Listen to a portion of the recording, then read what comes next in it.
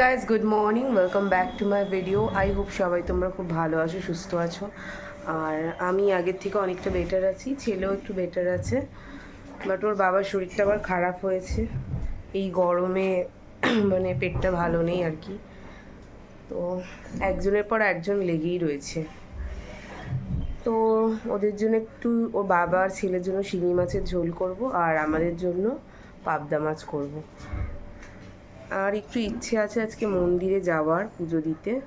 দেখি কতটা পারি, বাট যেতে তো হবেই। আজকে আমি চেষ্টা করব যতটা পারার। কালকে মিষ্টি কিনে রেখেছি, ফুলটা বাবিকে আনতে বলেছি।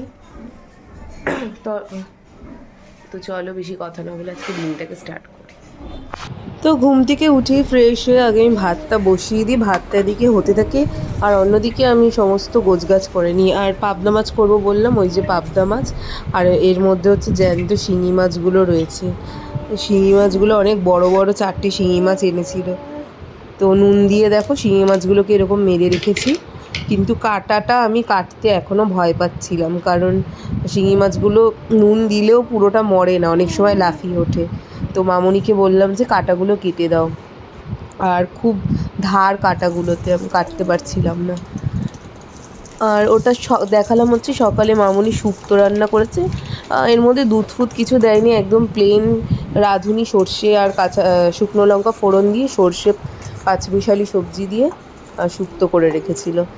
আর এখানে হচ্ছে কালো জিরে দিয়ে দিয়েছি, পাবদা মাছগুলো ভাজা হয়ে গেছে। পাবদা মাছগুলো একটু ঢেকে রেখেই ভেজেছি। বাবা এমনিতে কাতলা মাছই যা ফাটছে, পাবদা মাছ তো না জানে কীভাবে ফাটবে।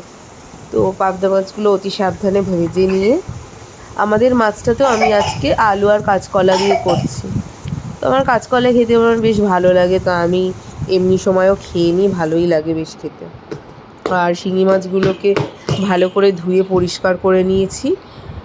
আর এখানে দেখো পাবদা মাছের ঝোল দিয়ে দিয়েছি, পাবদা মাছটা হয়ে গেছে। আর এদিকে শিঙি মাছগুলো একটু হালকা ভেজে নিচ্ছি। শিঙি মাছ তো ভাজতে নেই বেশি, একদম জাস্ট তেলে এদিক ওদিক করে নাড়িয়ে তারপর রেখে নামিয়ে নেব। আর এই স্নান টান করে রেডি হয়ে গেছি, আর ঠাকুরের ফুল মিষ্টি ওপরে ঠাকুরের ঘরে গিয়ে আগে গুছিয়ে নেব। গুছিয়ে নিই, তারপরে যাব মন্দিরে যাব বলেছিলাম আজকে। তো রান্নাবান্না সব হয়ে গেছে, ছেলেকে মামনি স্নান টান করিয়ে দেবে। তো চলো মন্দিরে, জানি না ফোনটা নিয়ে যাব কি না, ফোন নিয়ে গেলে দেখাবো তোমাদের।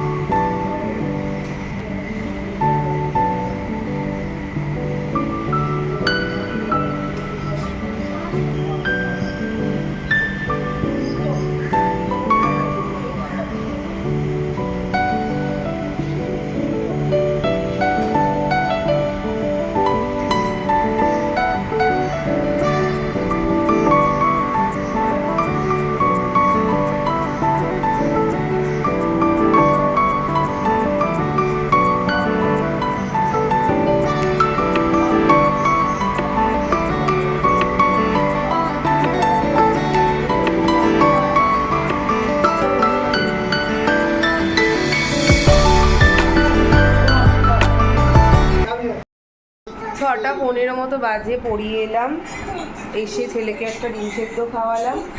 আজকে বিছানাটাও আমার তোলা হয়নি এখনো। দাঁড়া আমি ভেজে দিই। আর ইনি তো খাওয়া নিয়ে যে পরিমাণ বায়না করছে, মানে আর কি বলবো। তো ডিম সেদ্ধটা তাও খেলো কোনো রকম ভুলিয়ে ভালিয়ে। এখন একটু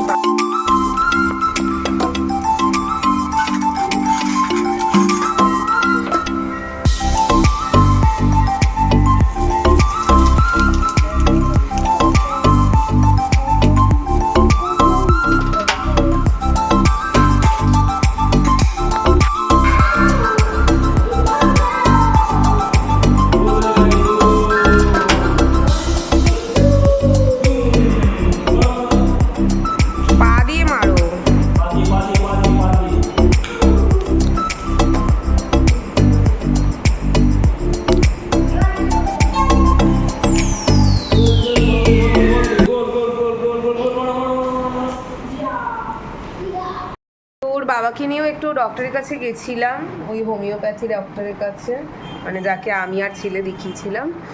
ডক্টর দেখিয়ে ফিরলাম 9টা নাগাদ। এখন ছেলের জন্য রুটিটা করে ভিজিয়ে দেব। অ্যাকচুয়ালি ও তো অন্য কিছু খাবার ট্রাই করছি না, কারণ এই গরমের মধ্যে ভাতটা রাত্রিরে দেওয়া ইচ্ছে ছিল, বাট ভাতও খাবে না। দুপুরে মহাযুদ্ধ করেও ওকে ভাত খাওয়ানো যাচ্ছে না। আর মানে ফোর্স করেও কিছু লাভ হচ্ছে না, ফোর্স করে খাওয়ালে আরও হিতের বিপরীত হচ্ছে। তো আমি ভেবেছি ফোর্স করে খাওয়ানোর রাতে অন্তত দরকার নেই, যেটা খাচ্ছে সেটাই খাওয়াই। রুটিটা মোটামুটি কোনো রকমে খেয়ে না, একটু গুলিয়ে ভালিয়ে। ভাতটাও একদমই রুচি পাচ্ছে না হয়তো খেতে। অনেক সময় হয়, মানে সর্দি লাগলে ভাতের টেস্টটা একদমই ভালো লাগে না অনেকের, আমার যেরকম হয়। ওরও হয়তো সেরকমই হচ্ছে, বা বাচ্চারা বড় হলে তো অনেক রকম সাইকোলজিক্যাল চেঞ্জেস আসে, বা ওদের বেড়ে ওঠারই একটা পার্ট হয়তো এটা, যে বাচ্চারা অনেক সময় খেতে চায় না। সেটাই হয়তো ওরও হচ্ছে, বাট একটু নিজেকে সামলে চলতে হবে। বাট যেই মুহূর্তে অনেকবার চেষ্টা করার পরও মাথা ঠান্ডা রাখা যায় না, মানে অনেকবার চেষ্টা করার পরও যখন খাচ্ছে না, তখন রেগে গিয়ে আর কি আমি চিৎকার করে ফেলছি, যেটা পরে গিয়ে আমার খারাপ লাগছে যে কেন করলাম। তো চলো রুটিটা করে নিই ওর জন্য। আর চুলের কি অবস্থা দেখেছো, মানে চুলটা পর্যন্ত আমি আঁচড়াই না, সময় পাই না বলবো না, পাই, মানে চুল আঁচড়ানোর মতো সময় পেয়ে যাই, বাট তখন মনে হয় চুলটা না আঁচড়ে 2 মিনিট রেস্ট নিই। ওই একেবারেই রাতের বেলা আঁচড়াবো। এইভাবেই পড়াতে চলে গেছি, এভাবেই ডক্টরের কাছে গেছি, তো একদম পাগল পাগল অবস্থা আমার। চলো রুটিটা করে নিই। সোনা টাইগার কোনটা? টাইগার দেখাও তো, ফিঙ্গার দিয়ে দেখাও। টাইগান কোনটা? টাইগান, আচ্ছা পান্ডা দেখাও, পান্ডা। হ্যাঁ, আর টাইগান কোনটা? এই যে টাইগার, এটা লায়ন। বলো হিপো, ঠিক বলেছো।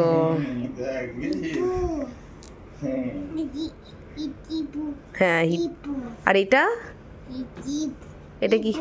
না, এটা টাইগার, লায়ন।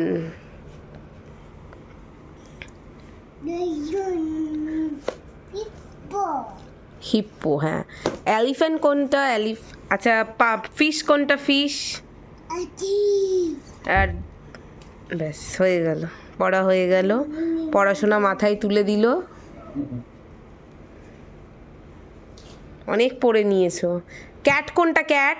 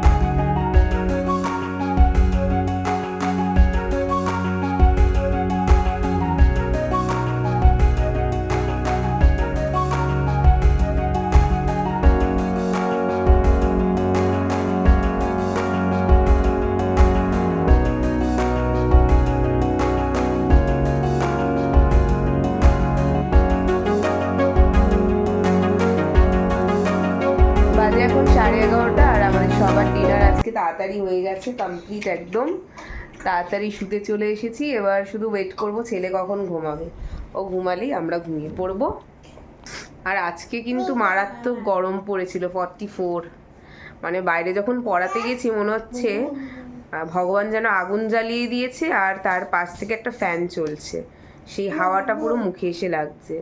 মানে প্রচণ্ড কষ্ট হচ্ছিল বাইরে বেরিয়ে।